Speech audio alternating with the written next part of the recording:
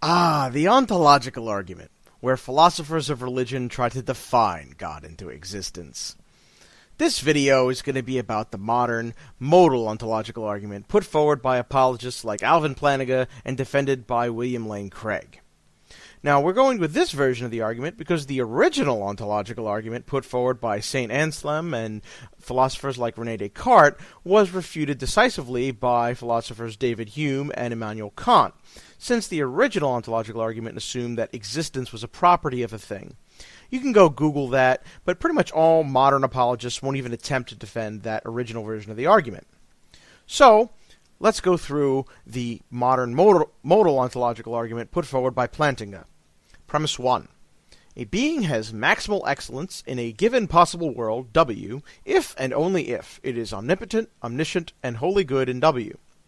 And premise 2. A being has maximal greatness if it has maximal excellence in every possible world. Premise 3. It is possible that there is a being that has maximal greatness. Premise 4. Therefore, possibly, it is necessarily true that an omniscient, omnipotent, and perfectly good being exists. Premise 5. Therefore, by axiom S5, it is necessarily true that an omniscient, omnipotent, and perfectly good being exists. And the conclusion, therefore, an omniscient, omnipotent, and perfectly good being exists.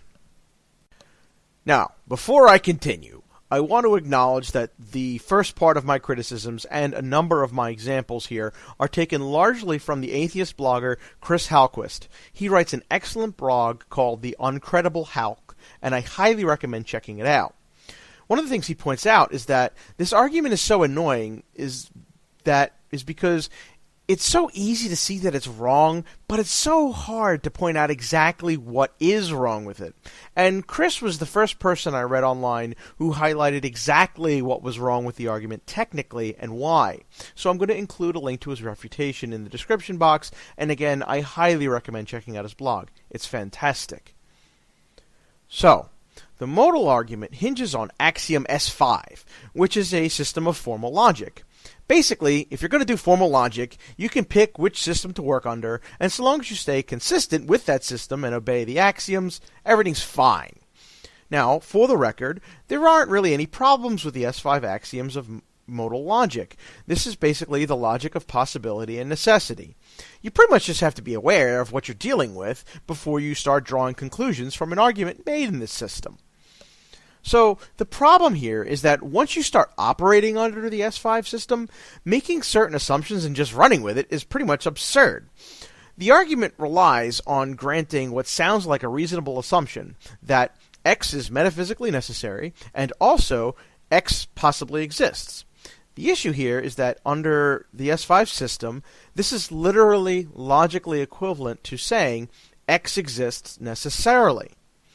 Now, this is problematic because when we're having a normal argument that's kind of informal, we can say, yes, sure. For all we know, it is possible X exists, where X can be anything from leprechauns to unicorns to fairies or gods.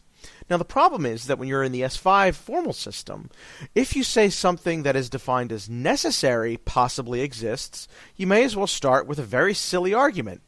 Premise 1. God is defined as an omniscient, omnipotent, wholly good being that is something that exists in any possible world. Premise 2. An actual world exists. The conclusion, therefore, God must exist. This is a logically valid argument, but it tells us nothing. This is why Alvin Plantinga, the guy who came up with the modal version of the argument, admits that while the argument is logically valid, it doesn't prove anything. To quote, "Our verdict on these reformulated versions of St. Anselm's argument must be as follows. They cannot, perhaps, be said to prove or establish their conclusion. But, since it is rational to accept their central premise, they do show that it is rational to accept that conclusion." Now, that last bit about the argument showing that it's rational to accept the conclusion is still way off the mark, but I'm going to come back to that later. What I want to highlight here is the difference in honesty between Alvin Plantinga and William Lane Craig. At least Plantinga acknowledges this major issue with the argument and admits it. Craig, on the other hand, just presents the argument in debates and acts as if it were somehow a valid proof of a God existing necessarily in all metaphysically possible worlds. It just shows the difference between someone doing actual philosophy of religion and someone trying to use arguments to evangelize people. Now, here's a great example that I got from Chris Halquist to show why granting the possibility of something that is metaphysically necessary under S5 modal logic is patently absurd. Most philosophers hold that mathematical truths are metaphysically necessary truths. Now, there's something called gold box conjecture in mathematics, which is an unsolved problem in number theory. The conjecture states every even integer greater than 2 can be expressed as the sum of 2 primes. Now, if you think about it, this appears to be true, and it's actually been shown to hold through 4 times 10 to the 18th power, but it's never been proven. However, if it were true, then it would be a metaphysically necessary mathematical rule.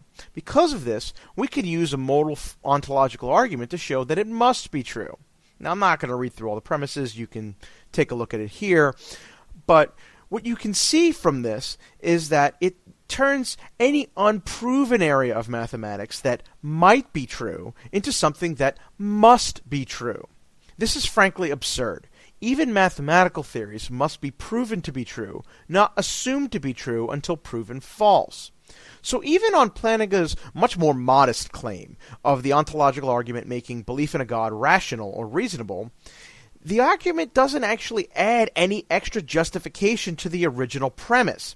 You might as well say that the idea that God exists isn't inherently contradictory, so therefore it's rational to believe it.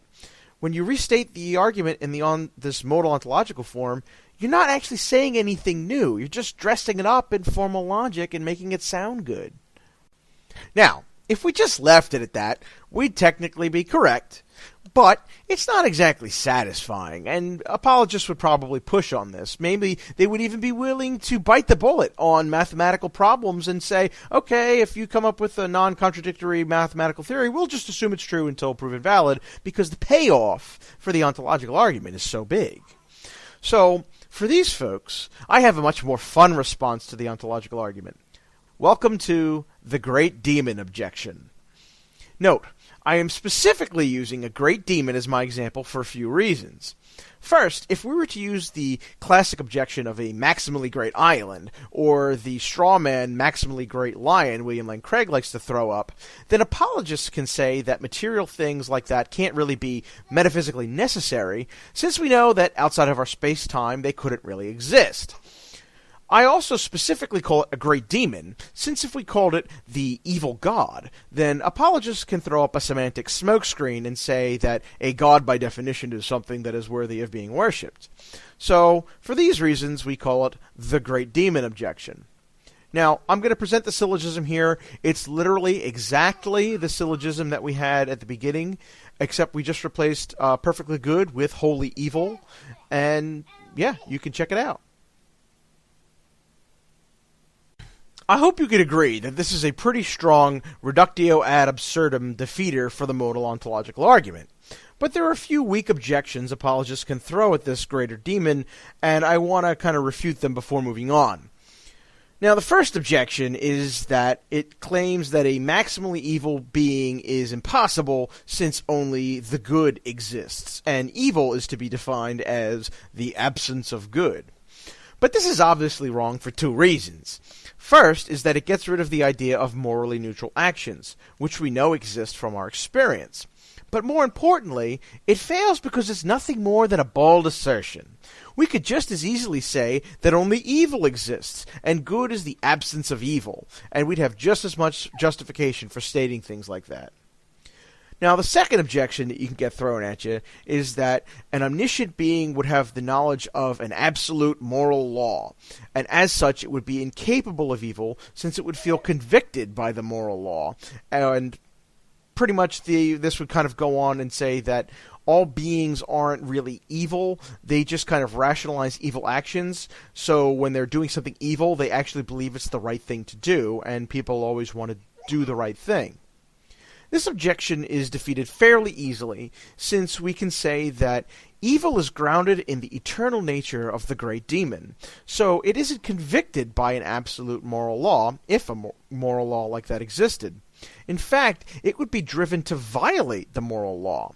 We could go a bit further and say that the perfect selfishness of the great demon means that it would be compelled not to do what is right, but rather to do what brings itself pleasure, which according to its nature is evil and violating the moral law. Finally, we can reject the notion that people always do what they think is right, since we've seen plenty of examples in the real world of people doing things they know to be wrong and going through with it anyway. Now, if all that wasn't enough, there's one final point I can make, and it's that if the modal ontological argument is sound, then we've shown that at least two omniscient, omnipotent beings exist. But in this case, it would be as if neither existed. Let's start with the idea that a maximally good being would make sure that, ultimately, only good things would result in any actual world. So kind of like the Christian theology of heaven, and ultimately all of evil is defeated and put in hell. But let's say the opposite is true for the great demon, so that they would ultimately make sure only evil would win in the end. So, if both a maximally good and a maximally evil being exist necessarily, then they would cancel each other out. This is because they would both be omniscient and omnipotent, each knowing the other's thoughts and all possible outcomes of any action the other would take. Because of this, they would use their omnipotence to stop any action that the other being tried to enact. As a result, if both beings existed necessarily, then the actual world would be as if neither existed, since neither one could act in the actual world. Now, of course, one way out of this problem is for an apologist to insist that only one omnipotent, omniscient being could possibly exist. But if that's the case, then the modal ontological argument can't be sound, since it equally demonstrates that two very different kinds of omnipotent, omniscient beings could exist, with no way to identify which one it is. So by objecting, they're defeating the argument they're trying to defend in the first place. So that's going to conclude my counter to the ontological argument. I hope viewers find this useful in being able to show exactly why the modal ontological argument is wrong, and hopefully be able to provide some entertaining rebuttals to apologists who stubbornly try to defend this laughably bad argument. Thanks for watching.